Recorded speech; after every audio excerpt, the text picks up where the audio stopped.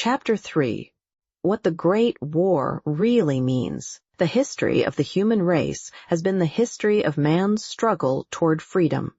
Because certain nations have seen the light sooner than others, they have been the object of attack by these others, primarily because the rulers of the latter have been shrewd enough to see that revolution is contagious. A free neighbor threatens the existence of a monarch who derives his power from the force with which he has surrounded himself and from the blindness of his own people. A free neighbor is therefore a menace to autocracy and something to be crushed. When the people of France, inspired by the example of the United States, arose in revolution against their monarch, the revolution shook the thrones of Europe. The King of France was closer in blood to other royal families of Europe than he was to the people whom he had governed. The Queen of France was a Habsburg of the royal family of Austria, whose representatives were in almost every royal house of the continent of Europe. The success of the French Revolution was the handwriting on the wall, and every Belshazzar on a throne had a Daniel of statesmanship to tell him what it meant. Almost at once, the kings of Europe rallied against France, because free France threatened the existence of the kings. France fought valiantly. The military establishment which she had to assume to protect her rights, however, swung her out of the republican form of government she had set up, and Napoleon Bonaparte, who won her wars, became her emperor. The change, however, did not swing back the French people into any slavish acceptance of royalty. They held, in spite of Bonaparte's court, their fundamental democracy, and it was a democratic army which France sent across Europe. Napoleon himself said that every private carried a field marshal's baton in his knapsack. Every man had a chance for promotion. Every man had a chance to better his life. And, because France remained fundamentally democratic, the kings battled against Bonaparte.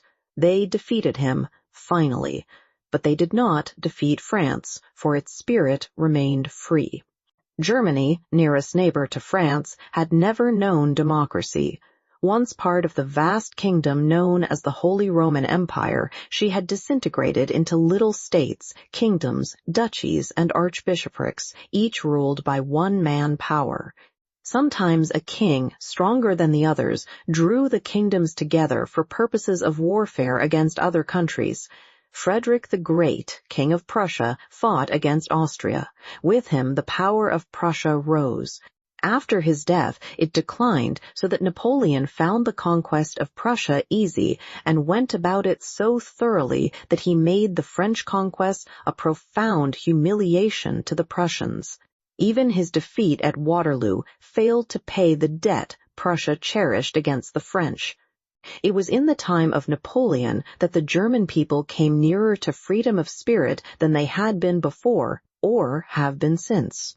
For in fighting a foreign enemy who sought power even as the Hohenzollern ruler of Germany seeks it today, the youth of Germany glimpsed the truth of democracy. With Napoleon's defeat, they stood ready to move forward toward it. But, again, the kings intervened. There was formed in Europe at that time the Holy Alliance, that same group of kings and kingmakers who sought to restore to Spain its revolting colonies in South America, and who held firmly to the idea of the divine right of kings. This Holy Alliance throttled free thought in Germany. By 1848, revolutions for the right of freedom surged up throughout the German states and kingdoms and principalities. They were beaten down by the ruling powers, one helping the other. It was at this time that the German emigration toward the United States began, for the leaders of the revolution sought a land where they could be free. Those who stayed came in time to accept the system which the rulers imposed upon them. The putting down of the Revolution of 1848 gave Prussia increased power. She had a disciplined standing army and a military establishment. In 1862, William I became king. He made Bismarck his prime minister, and the march of Prussia toward world conquest began. Bismarck made the whole Prussian nation into an army. Then he made alliance with Austria to secure the Duchy of Schleswig-Holstein from Denmark. Then he provoked a quarrel with Austria so that Prussia might deprive her of all influence over the other German states.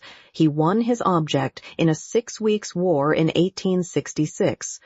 But he was not satisfied with the power he had won, for democratic France, democratic for all her acceptance of another Napoleon for her throne, still threatened the power of kings who claimed that their power came from God, and not from their people.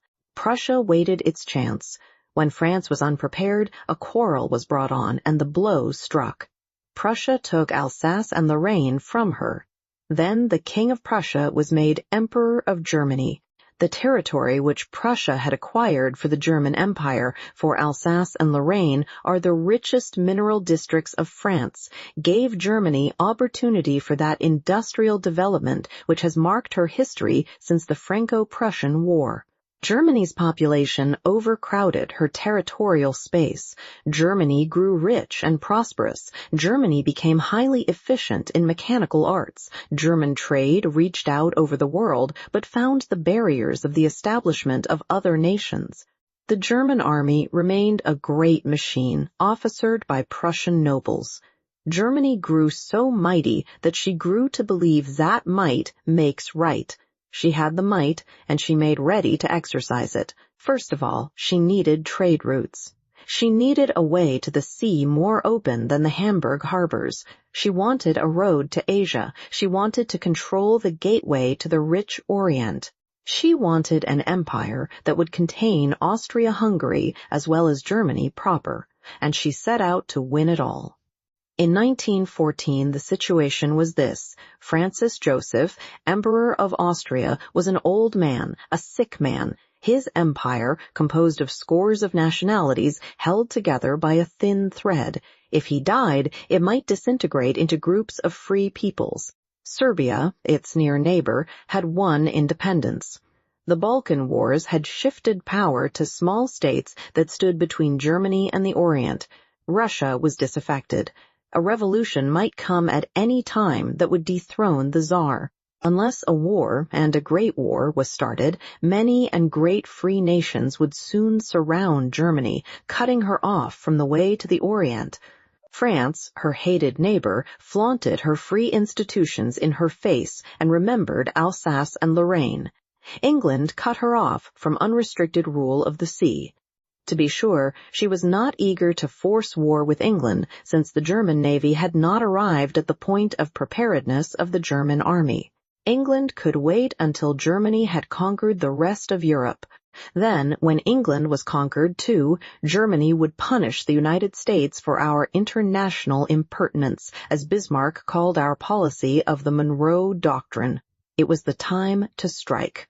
Germany, as usual in the Bismarckian policy, made the occasion. Down in Bosnia, a Balkan state which Austria had seized and held against the will of its people, an anarchist threw a bomb which killed an Austrian archduke in June 1914. For a time, no action came of the happening. Then Austria announced that she had discovered that the assassination was the result of a Serbian plot known to the Serbian government, Bosnia's neighbor and the friend of her freedom. Therefore, she declared war on Serbia. Germany gave her consent to the ultimatum. She was taking her opportunity. Knowing that a war of Austria against Serbia would open a way for her own progress toward the east, Germany, being prepared to the last gun and last man, forced the issue. She knew that Russia would rise against her, but she knew, better than the Russian government did, how unprepared Russia was.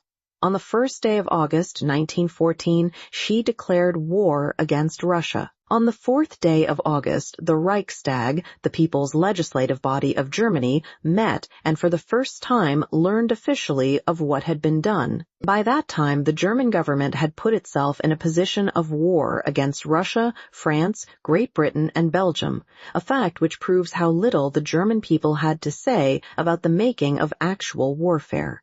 In utter contempt of a treaty which had been signed, Germany invaded Belgium on the way to France. Belgium resisted the invasion. A Chinese schoolboy, writing of the event in a school in Western Canada months afterward, phrased the story better than any historian has done. Germany, he wrote, said to Belgium, "Let me through." Belgium said, "I am not a road. I am a nation." And Belgium proved to the world how strong a small nation may be in courage, for she resisted Germany so well that France had time to gather her forces for defense. The drive to Paris was stopped. Prussia had announced that its armies would be in Paris in an almost incredibly short time. In the meantime, Germany made alliance with the Sultan of Turkey. The war on the Eastern Front began. Hordes of Austrians and Germans swarmed over Poland into Russia and back again as Russia beat them back, then forward again as Russia collapsed. In Egypt, in Palestine, in Mesopotamia, war has raged. Japan joined. China broke off relations with Germany. Japan holds troops at the eastern end of the Russian-Siberian Railway, waiting for the word of the Allies to strike westward. In the West, the war has remained almost stationary since the initial sweep of the German hordes. But eastward, Germany has driven her armies toward her goal. Russia has disintegrated, pulled apart by the insidious forces of German intrigue. Germany has the open way to the east. She has the resources of Austria-Hungary, of Russia, of Asia Minor at her command. Had it not been for Germany's idea that she could conquer the world in one war, an idea supported by her eastward conquests, she might be nearer to ultimate success than she is today. For the entrance of the United States into the war, provoked by German measures of attack on American commerce, has materially changed the issue. It has put heart into the Allies, as well as opening up the field of supplies of men and munitions for them. Our country has barely begun to fight, for it has taken a year to bear to France the necessary troops and equipment. However long the war may be, it is one that must be fought to the end. For, as a river purifies itself as it flows, so has the issue of the war defined itself as it has progressed. In its beginning, Germany strove to make the world believe that it was a trade war between Austria and Serbia, which Russia had entered for the injury of Austria, and which had been forced on Germany in Austria's defense. Then she claimed that she fought England for the freedom of the seas. The war against Belgium was a military necessity, the submarine warfare against neutral nations a retaliatory measure against blockade. But in the long run, Germany's war is the war of the military caste of the world against the free peoples, the war of government holding power by force against government holding power by popular vote, the war of military establishment against peaceful ideals. And until it is won by those who fight Germany, there can be no lasting peace in the world. Chapter 4. How the War Came to the United States.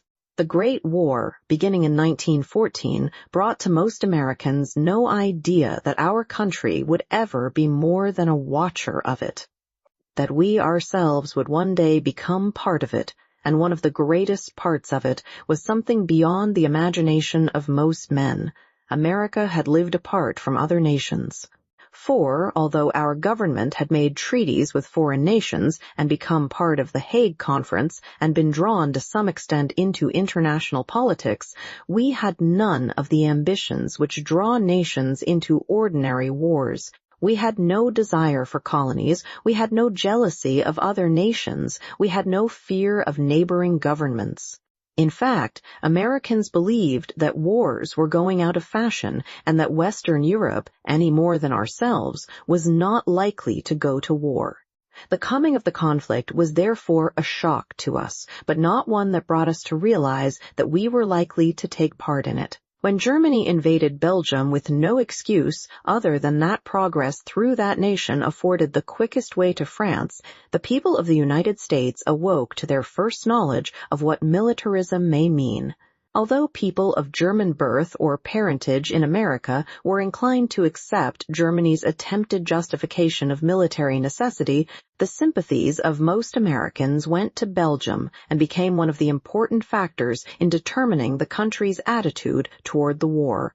For the United States had always stood for principles of justice and humanitarianism. The stories of how Germany treated the civilian population of Belgium, stories which were verified by the later reports of such non-partisan investigators as Brand Whitlock, American minister to Belgium, aroused American sentiment against German military methods. There were people in the United States who believed that our country should go to war in defense of Belgium, just as we had gone to war to free Cuba from the dominion of Spain when the rule of Spain on that island became cruelly oppressive. But our government, believing that the war was not a parallel instance since it had not yet violated those fundamental principles of our national life that had been struck at by Spain, refused to consider such action. And the people fell back into consideration of the causes and progress of the war abroad. It began to be clear as German forces crossed Belgium and plunged into France, while at the same time German forces swept eastward, that Germany had evolved the definite scheme of world conquest which her later demands and movements have proven. The American people, however, were slow to believe this intention of Germany. Bit by bit, only our country began to see that Germany was pushing forward a gigantic plan of territorial aggression, and with all that we heard and some that we believed, we were slow to see how this plan could affect the United States. Because we had lived apart from the rest of the world, we would probably have continued to feel that, terrible as the war which Germany had begun was, it was not our war, and that all we were expected to do was to remain genuinely neutral and to give such assistance as the international law permitted neutral nations to give the wounded and stricken. But Germany would not allow us to remain apart. The ruling class of Prussia, headed by the Kaiser, grown mad with power and the desire for more power, put into operation methods that forced us toward war. Germany's progress into this war had, as we have seen, struck blows at those principles for which America had struggled, the principles of individual freedom, of international peace, of the freedom of the seas. For any one of these ideals, the Republic might have rushed into war. But it was only when the American people came to know that Germany was plotting not only to overthrow the Monroe Doctrine, but actually against the American government here in the United States, that we were roused to desire for conflict to uphold our national honor. "It is plain enough how we were forced into war," President Wilson declared in his Flag Day address of June 14, 1917. The extraordinary insults and aggressions of the Imperial German government left us no self-respecting choice but to take up arms in defense of our rights as a free people and of our honor as a sovereign government. The military masters of Germany denied us the right to be neutral. They filled our unsuspecting communities with vicious spies and conspirators and sought to corrupt the opinions of our people in their own behalf. When they found that they could not do that, their agents diligently spread sedition amongst us and sought to draw our own citizens from their allegiance. And some of those agents were men connected with the official embassy of the German government in our own capital. They sought by violence to destroy our industries and arrest our commerce. They tried to incite Mexico to take up arms against us and to draw Japan into a hostile alliance with her. And that, not by indirection, but by direct suggestion from the Foreign Office in Berlin. They impudently denied us the use of the high seas and repeatedly executed their threat that they would send to their death any of our people who ventured to approach the coasts of Europe. Many of our own people were corrupted. Men began to look upon their own neighbors with suspicion and to wonder in their hot resentment whether there was any community in which hostile intrigue did not lurk. What great nation in such circumstances would not have taken up arms? Much as we desired peace, it was denied us, and not of our own choice. The flag under which we serve would have been dishonored had we withheld our hand. The President of the United States stated America's case against Germany mildly. Evidence of the bad faith of the government of Germany to the government of the United States is piled in the archives of the State Department in Washington. The honest efforts of our government to establish honest relations with them were met by German officials with quibbles, misrepresentations, counter-accusations, and continuing, deliberate delays. German high officials kept us in humiliating waiting, while German official agents in this country, protected by the rules of diplomatic immunity from criminal prosecution, used their trust to conspire against our internal peace. Agents of the German embassy placed spies through the length and breadth of our country. They put their agents at work in Japan and in Latin America while they were professing to be our friends. They bought newspapers and employed speakers for the purpose of rousing distrust of us in those countries. They incited insurrection in Cuba, in Haiti, and in Santo Domingo. They did their best to arouse against us the Danish West Indies.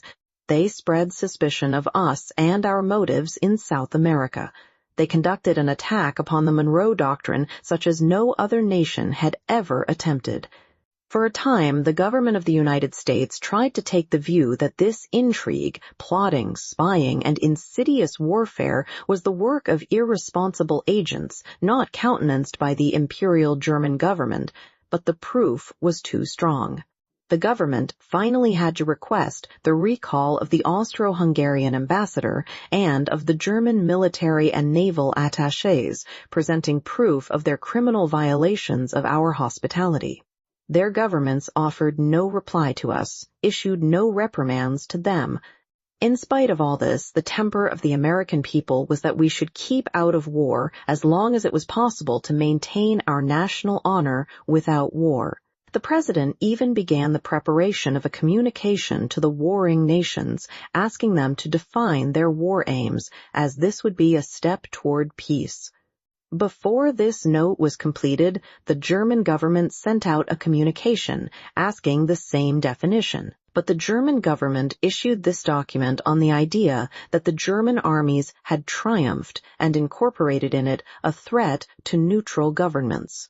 From 1,000 sources, official and unofficial, word came to our government that unless the United States used her influence to end the war on the terms dictated by Germany and her allies would consider themselves free from obligation to respect the rights of neutrals. The Kaiser was frankly ordering the neutral nations of the world to force those powers which fought him to accept the peace he offered. If they failed to do this, Germany would resume her submarine warfare on neutral commerce with new ruthlessness.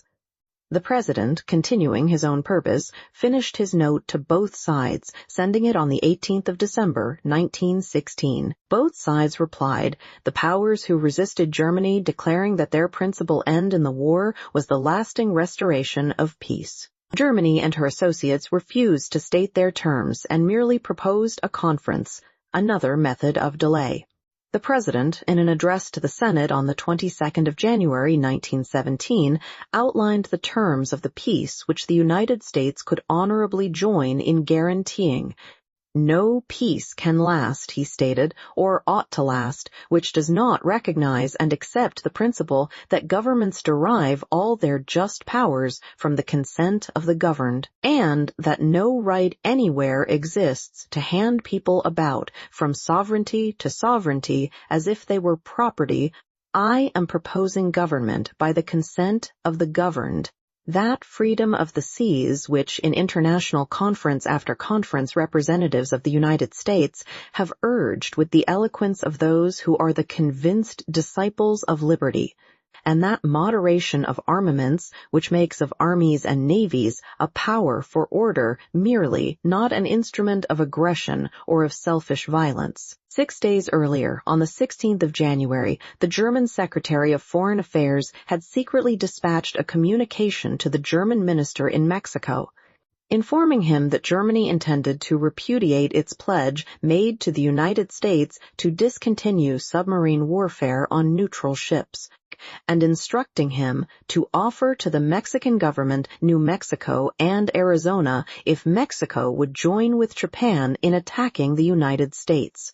On the last day of January 1917, the German ambassador to the United States, Count Bernstorff, brought to the Secretary of State a note in which Germany announced her purpose of intensifying her submarine warfare. The German Chancellor stated in Germany that the reason that this policy had not been put into force earlier was simply because his government had not been ready to act. On the 3rd of February 1917, the President announced to both houses of Congress the complete severance of our relations with Germany. Count Bernstorff went to Berlin, and James W. Gerard, American ambassador to Germany, was recalled to this country. Count Bernstorff had begged that no irrevocable decision of war be made until he had the chance to make one final plea for peace to the Kaiser. If he made the plea, he failed. The submarine warfare began again in greater violence, and on the 12th day of March, our government ordered the placing of armed guards on our merchant ships. With the 64th Congress dissolved on the 4th of March, we had come to the door of the greatest war in the history of the world. Chapter 5. How the United States Went into War. 130 years before the Great War of Europe came to the threshold of the United States, a group of wise, far-sighted statesmen met in the city of Philadelphia to make a constitution for the governing of the colonies whose independence had just been won. They desired, above all things, to establish a government which would stand the test of time and remain a government of the people, by the people, and for the people. For months they deliberated, bringing to the meetings all the wisdom, all the ideals, all the visioning they had acquired from long study and from victorious, righteous warfare. Finally, they, the fathers of our republic, completed a document that has governed the United States of America and become to the world a model of democratic government. In this document, which was ratified by the states then existing, and which became the law of those states which were admitted to the nation, its makers set down certain rules governing the making of war. The Constitution divided the government into 3 branches, the executive, the legislative, and the judicial. In order that no one of them might have too much power, the duties of each were determined and divided. The executive, of which the president is chief, could do certain deeds and duties.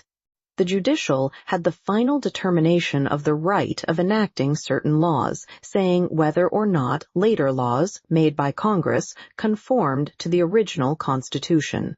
But to the legislative, represented by 2 houses of Congress, the Senate and the House of Representatives, the Constitution granted certain very clear powers. Among these powers was the power to declare war. In autocracies, monarchs declare war. But in a democracy such as ours, it is right, and just that, the power of declaring war should rest with that body most directly responsive to the people of the nation. The Congress is such a body. The Constitution therefore gave to Congress the right of war declaration, and nothing better illustrates the difference between autocracy and democracy than the fact that the Emperor of Germany had thrust his country into war 3 days before the German Reichstag, which is the limited popular assembly of the empire, knew officially of its existence, while the President of the United States had to summon Congress into special session for consideration of the war problem. On the 2nd day of April 1917, the President went before the Congress which he had summoned. Beneath the dome of the white Capitol in the city of Washington, while a world waited breathlessly for the verdict of the great nation, he read his message to the men who represent the people of the United States. In that message, he set down the case of the United States against Germany.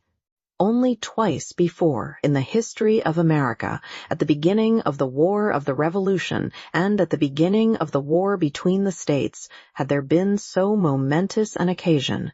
Upon the men assembled in the Senate and the House of Representatives depended the honor, the future of the nation, and the honor and the future of democracy. It is a war, the president read to them, against all nations. The challenge is to all mankind. Each nation must decide for itself how it will meet it. The choice we make for ourselves must be made with a moderation of counsel and a temperateness of judgment befitting our character and our motives as a nation. We must put excited feelings away. Our motive will not be revenge or the victorious assertion of the physical might of the nation, but only the vindication of right, of human right, of which we are only a single champion. In that spirit, the Congress listened. In that spirit, they heard the voice of the man who was speaking, not for himself, but for our United States, not for our generation alone, but for the generations who have passed and the generations who will come, when he said, "The world must be made safe for democracy. Its peace must be planted upon the tested foundations of political liberty. We have no selfish ends to serve. We desire no conquests, no dominion. We seek no indemnities for ourselves, no material compensations for the sacrifices we shall freely make. We are but one of the champions of the rights of mankind. We shall be satisfied when those rights have been made as secure as the faith and the freedom of nations can make them."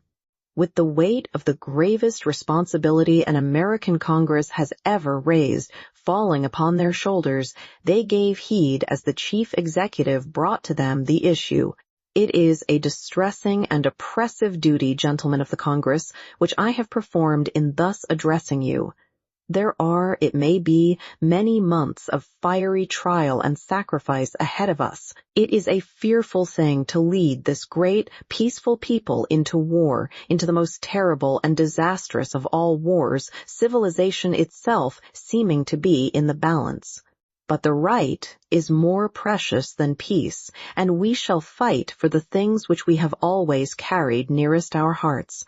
For democracy, for the right of those who submit to authority to have a voice in their own governments, for the rights and liberties of small nations, for a universal dominion of right by such a concert of free people as shall bring peace and safety to all nations and make the world itself at last free. To such a task we can dedicate our lives and our fortunes, everything that we are and everything that we have. With the pride of those who know that the day has come when America is privileged to spend her blood and her might for the principles that gave her birth and happiness and the peace which she has treasured. God helping her, she can do no other.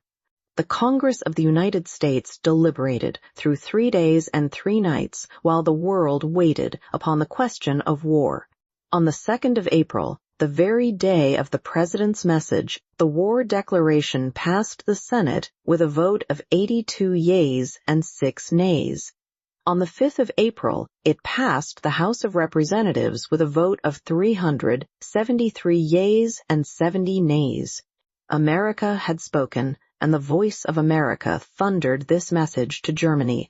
Whereas the imperial German government has committed repeated acts of war against the government and the people of the United States of America, therefore be it resolved by the Senate and House of Representatives of the United States of America in Congress assembled, that the state of war between the United States and the imperial German government, which has thus been thrust upon the United States, is hereby formally declared, and that the President be, and he is hereby, authorized and directed to employ the entire naval and military forces of the United States and the resources of the government to carry on war against the imperial German government, and to bring the conflict to a successful termination.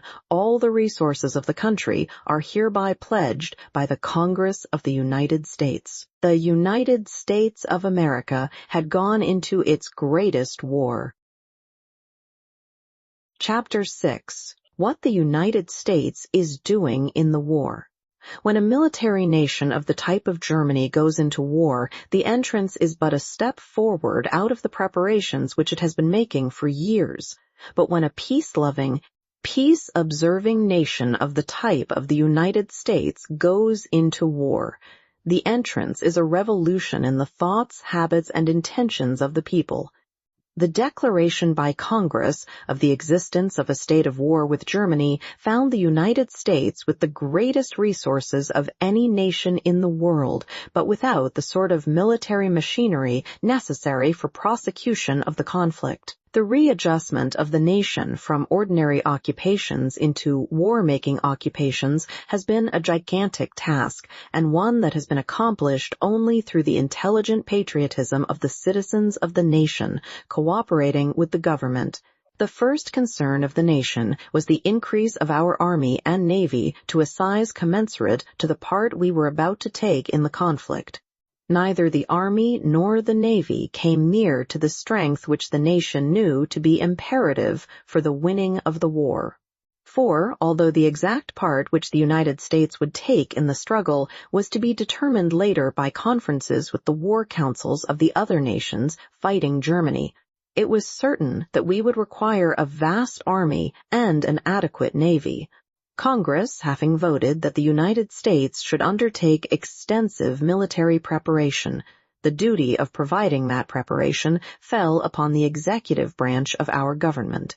It was provided that the Army of the United States should consist of the regular Army, the National Guard, and the National Army. The law provides that when these armies are assembled, there shall be no difference between the regular Army, the National Guard, and the National Army. Every man in the Army, no matter in what service, is equal in dignity, in responsibility, and in opportunity to every other man of the same rank in the Army. The first year of the conflict has been largely occupied with the assembling of these armies, and in the dispatch of those trained for battle duty to France. To ensure this dispatch in safety, the Navy has been greatly increased in size and efficiency, although it stands to the honor of America that her Navy proved itself instantly worthy of her trust. With the beginning of the war, there was a rush of men to enlist in the regular Army and in the National Guard, which was to be part of the Army of the United States. The government, however, decided upon a method of service known as selective service and sometimes called the draft, which would be more democratic and fair than the enlistment method and which would supplement the other methods. The Selective Service Law, passed by Congress on the 18th of May, 1917, established a class of men between the ages of 21 and 31 from which the President may draft soldiers. All men between those ages were enrolled on the 5th of June, 1917. The administration of the draft is in the hands of the War Department under the supervision of the President. Every voting district has a local draft board, and every congressional district a board of appeal, which decides contested cases.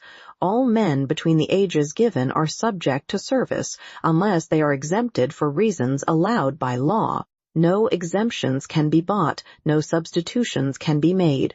The richest man in the country of draft age is as subject to service as the poorest man. Exemptions are permitted those men who are supporting dependents who cannot support themselves, those men who are working in occupations necessary for the winning of the war, such as shipbuilding and the making of munitions of war, and those men who are physically unfit for war service.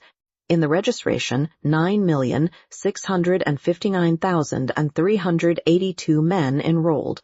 By a drawing system conducted publicly in the capital of the United States at Washington, the order by which these men were to go in the Army was determined by lot. The President issued instructions to the exemption boards on the 2nd of July, and the first National Army of 687,000 men was called to service on the 5th of September, 1917. Following this call, every man and the rest of the nearly 10 million men received a document known as a questionnaire, which gave a number of questions to be answered and which he filled out. According to his answers, the local board determined to what class he belongs. There are 5 groups of selective service, ranged according to a man's obligations and his occupation. Single men without dependent relatives head the first class. Licensed pilots, who are so necessary to navigation as to be almost indispensable, end the last class. No fairer system of military service was ever devised. For the training of this army, arrangements had to be made. The government set about the building of camps, called cantonments, for the use of the National Guard and the National Army while their various units were being prepared for service abroad. Most of these camps are in the south so that the men may have less hardship during the winter season. Some of the camps were completed in September 1917. The construction of every camp was a great engineering achievement. Camp Meade is the second largest city of Maryland, and every camp is in itself a great community. There are 33 of these camps, or cantonments, extending from Atlantic to Pacific and from the Gulf of Mexico to the Canadian border in their locations. Here, the men are trained into service and cared for in various ways while they are being trained. Training camps for officers were also established where men were taught the science of warfare and the leading of other men. In addition to the Army, training camps for the United States Marines who are in the Naval Service were established. Special branches of service, such as aviation, had special camps. On the 4th day of July, 1917, the news came to the United States that the 1st Division of the American Expeditionary Forces, under the command of General John Pershing, had landed in France. American troops began intensive training with French and British soldiers, and when they were judged ready, took their places on the battle lines. Day after day, the casualty lists have recorded the deaths and injuries of American soldiers in the war. Our country is paying the price for the liberty we have enjoyed and which we struggle to hold. Every day sees new divisions sailing eastward on their way to Europe. The shipyards of the country are busy night and day in the building of ships to convoy troops and supplies to the battlefronts and to the countries of the peoples who fight with us against Germany. For upon the United States has fallen the task not only of supplying men for fighting with the men of France and Great Britain on the Western Front, but of supplying food, clothing, and ammunition. Depleted by the years of devastating warfare, our fellow fighters look to us for sustenance, and we are not failing them. One of the sinews of war is money.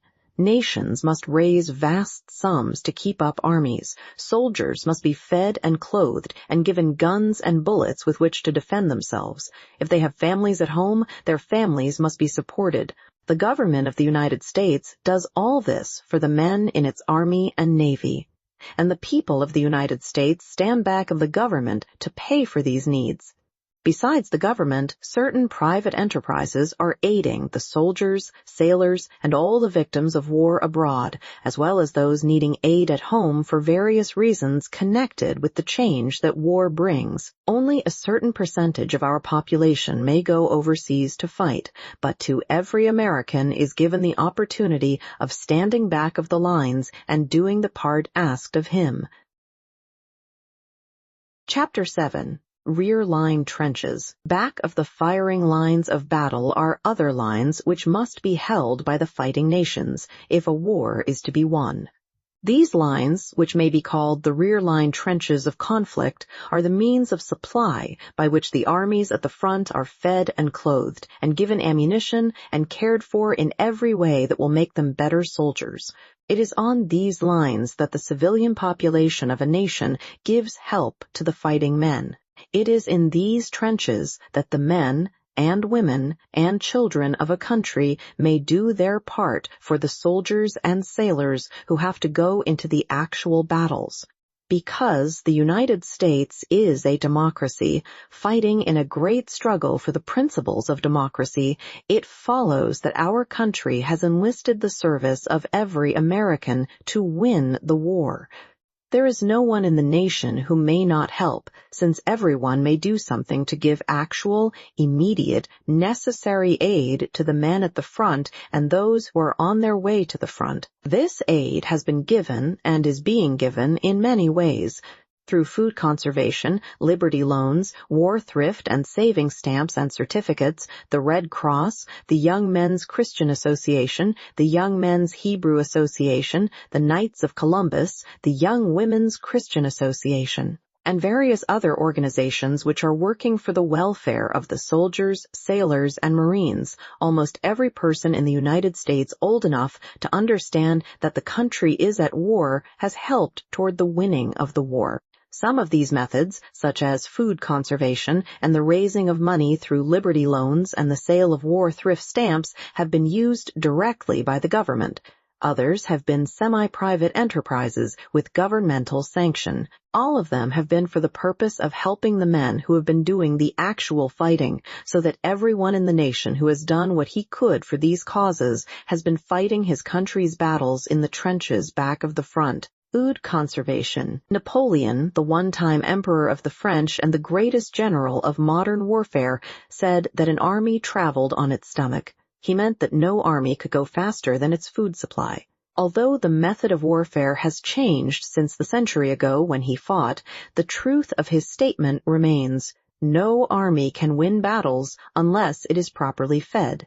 When the United States went into the Great War, the government of our country knew that a vast amount of certain kinds of food must be shipped abroad to feed those soldiers whom we would send across, and those soldiers of the nations on whose side we were to fight against Germany. France and Belgium, devastated by the invading armies of the Germans, could not raise food enough for their own populations, to say nothing of the defending armies. England, with her men fighting abroad and with only a comparatively small area of farming land, could not do much more. Canada was sending millions of bushels of wheat and thousands of tons of other food supplies monthly to the Allies, but the need was infinitely greater than the supply. It therefore became the first duty of our country to send to those nations which were fighting in the same cause all the food which we could possibly spare, in order that their soldiers, and our soldiers when they came, would be properly fed. Although the United States produces great quantities of food products every year, only certain kinds of food could be sent abroad. It was necessary to send the kind of food that would take up the least space in shipment and have the greatest nourishment. The greatest demand was for wheat, and even our country could not, without saving at home, send to Europe as much as was required. In order that the people of the United States might be taught how to save wheat and other foods needed for our troops and the Allies, the government established a food administration for the double purpose of taking over this instruction and of devising other methods of food saving. The success of both branches of service has been due to the intelligent cooperation of the American people with the officers of the Food Administration. But it has been in the actual savings by individual Americans that the sum of sacrifice has been attained. It may not seem a soldier's duty to refrain from eating white bread on certain days designated by the government.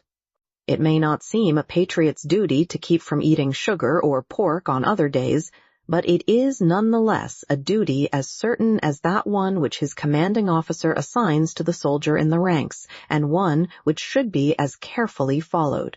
The following of it has enabled the United States to ship abroad wheat, pork, sugar, and other foodstuff in quantities sufficient to keep fed the people who are actually fighting the enemy. The man, woman, or child who has saved at home the kind of food that the government has needed to send abroad, and who has used the substitutes, has done a patriotic duty and his share of keeping the rear-line trench where he is placed. Fuel conservation. Coal is one of the essential means of making war. Without coal, ships cannot cross the seas bearing soldiers. Without coal, the great factories where guns and bullets, powder and cannon, uniforms and equipment are made for our Army and Navy could not run. Because of many reasons, there was, during 1917, a shortage of 50 million tons of coal. The government therefore appointed a fuel administrator for the purpose of finding ways to make up this shortage so that ships would not be delayed nor factories stopped where munitions for our soldiers and sailors were being made. The fuel administrator ordered the shutting down of the use of electric lights where these were not absolutely needed, and also, when the shortage was most acute, the shutting down of all factories not employed in munitions. making for a certain period of time. This was why there were so-called lightless nights and coalless days. The people were also asked to save fuel in their homes as much as possible. The result was a saving of fuel that was used for war purpose directly. War finance. In the old days, when kings hired men of other nations to help their own armies fight their wars, it used to be said that the victory went to that side which had the most money. Some wars where countries with practically no money fought against rich nations and defeated them because of superior valor and courage of their men proved that it was not money but men which won wars. The fact remains, however, that money is absolutely necessary for any country to carry a war to success. Soldiers must be fed and clothed and given guns and bullets and cannon as well as proper care. All this takes money. A government has two ways of raising money. One of these ways, the older way, is by taxation. The government says to the citizen, "You have property worth so much money. We shall require you to give us a certain percentage of that money. You have an income of so many dollars. We shall take from you part of it according to your wealth."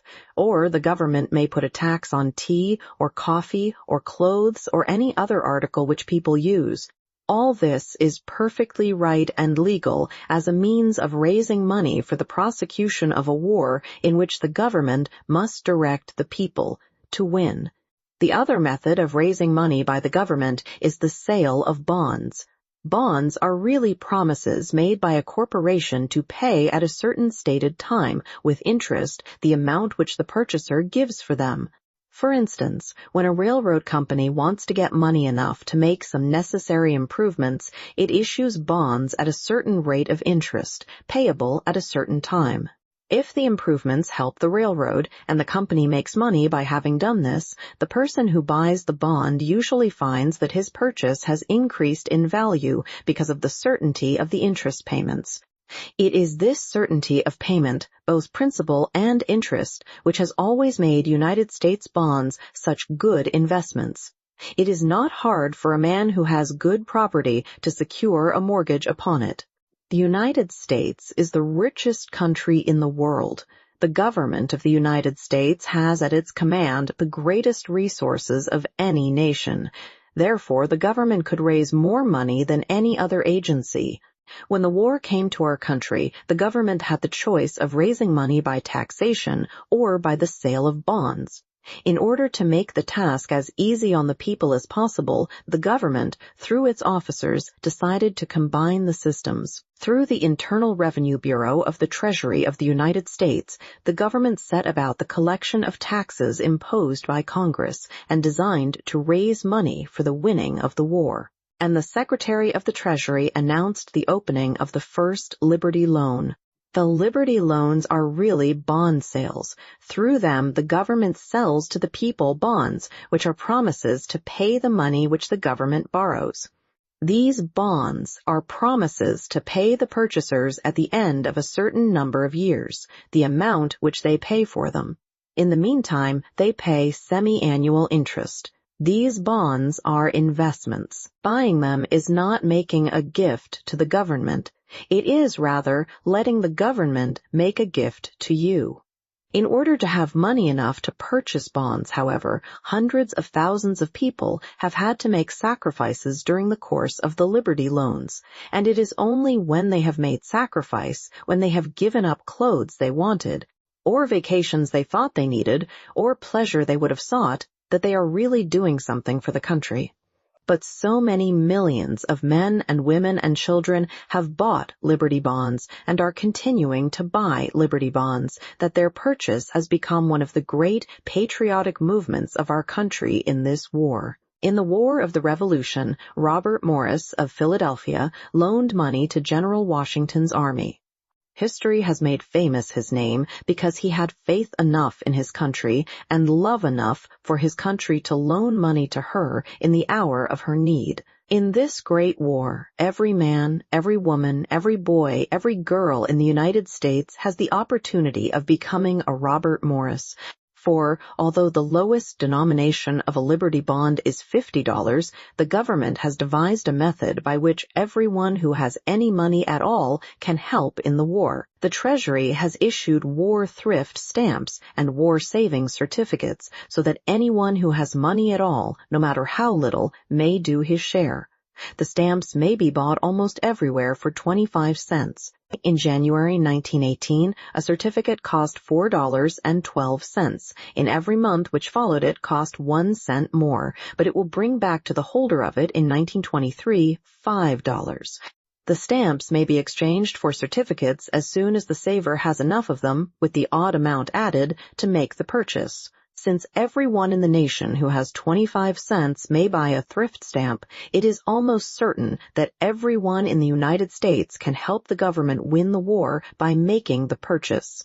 And it is by the individual efforts that the money will be raised and the war won. The Red Cross. From an auxiliary branch of a great organization, the American Red Cross has become one of the great agencies of the war. Before the United States entered the conflict, the American Red Cross had been the great relief agency among the peoples of the stricken districts of Western Europe. Food, clothing, a new chance at life had been given the stricken. Back of the battlefields, the soldiers, wounded in the struggles, were cared for. Even in Germany, the American Red Cross had made easier the lot of the prisoners of war. With our entrance into the war, the organization became one of the great factors in our country's means of caring for the welfare of our fighters. The American Red Cross, of which the President of the United States is honorary chairman, is the means through which volunteer aid is given to the sick and wounded men of the Army and Navy, to sufferers in the war zones, and to the families of men in the service. There are two classes of Red Cross service, civilian and military. The civilian relief includes the care and education of destitute children in the war zone, the care of mutilated soldiers, the care of sick and wounded soldiers, the relief of the devastated districts of France and Belgium. Aid for prisoners of war and civilians sent back from bondage in Germany to France and Belgium, and the prevention of tuberculosis. It also includes care for the families of soldiers and sailors beyond the aid given by the government. Military relief establishes and maintains hospitals for sick and wounded soldiers in the American Army in France, and canteens, rest houses, recreation huts for American soldiers, and also for the soldiers of the other nations at war with Germany. In the equipment of the hospitals and in the other relief work done by the Red Cross, a very great number of special articles, such as bandages, garments, and other articles requiring skill in the making, were needed. Almost every woman and child in the United States has been at work since the beginning of the war in making something for the Red Cross, so that this semi-governmental activity has become one of the most widespread forces in providing comforts and necessaries for our Army and Navy, as well as for the relief of conditions in the war zone. Welfare work. Both in the camps at home and in the trenches abroad, the soldier needs something besides the routine life provided for him by the government, in order to give him recreation and pleasures so that his life may be normal even when he is away from home. Several organizations have been at work since the beginning of the war. The Commission on Training Camp Activities, the Young Men's Christian Association, with its attendant Young Men's Hebrew Association, the Knights of Columbus, and the Jewish Welfare Board have been among the many who have been working to make the fighting men happier. These organizations have built rest houses and recreation huts for the men. They have given entertainments for them. They have supplied them with comforts and have kept up a high morality among them. The United Service Clubs have also been busy in providing good lodgings for soldiers and sailors when they have been out of the camps on leave. The Young Women's Christian Association has also done splendid work, both for the men in the camps and for their visiting relatives. In addition to the large organizations, smaller ones are busy all over the country in aiding the soldiers. Almost every town has some group of people who are giving service to the men in the camps. In every city and town through which the troop trains have passed on their way from the camps to the harbors where the soldiers would be placed on board the transports, women have fixed food for the men, and children have aided them in carrying this food to the stations. Large sums have been raised to carry on the recreation service in the camps, both here and in France, and the response of the American people to any request for the soldiers and sailors has been speedy and inspiring. The Boy Scouts and the Girl Scouts of the United States have been noteworthy in their work for our country. 320,000 Boy Scouts aided in the work of selling the bonds of the Third Liberty Loan and of the sale of war thrift stamps. The Girl Scouts have done all sorts of clerical and special work for the same cause, as well as for various others. The children of every public school and almost every private school in the United States have worked in some cause or another for the winning of the war. With the men and women of the country, they have earned their place on the Patriots' roll.